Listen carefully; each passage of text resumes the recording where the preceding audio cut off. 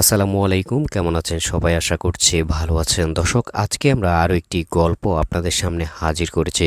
চলুন শুরু করা যাক আজকের গল্পটি।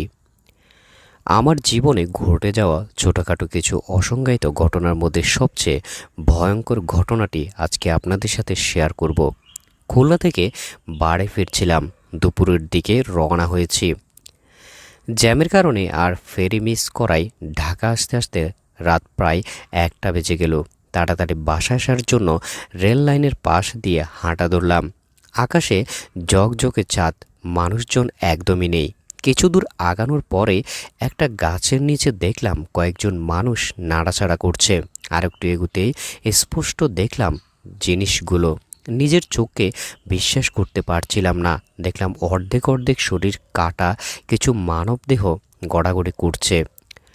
কয়েকটার গলা শরীর থেকে আলাদা, কয়েকটার শরীর 4 থেকে 5 খণ্ড। তারা সবাই খুব কষ্ট করে টেনে টেনে নিজেদের শরীর রেল লাইনের দিকে নিয়ে যেতে চাচ্ছিল। আমার মাথা ঘুরে গেল এই দৃশ্য দেখে। আকাশে স্পষ্ট জ্যোৎস্না, পরিষ্কার দেখলাম সব। সাথে সাথে আল্লাহু আকবর বলে এক চিৎকার দিয়ে পেছনে ঘুরে দৌড় মারলাম। তাড়াতাড়ি বাসের কাউন্টারে এসে দেখি কিছু মানুষ এখনও বসে আছে। ভোরের আলো ফুটলে যাবে, তাদের সাথে রাতটা কাটিয়ে দিলাম। পরদিন সকালে বাসায় ফিরে সবাইকে বললাম এই কথা।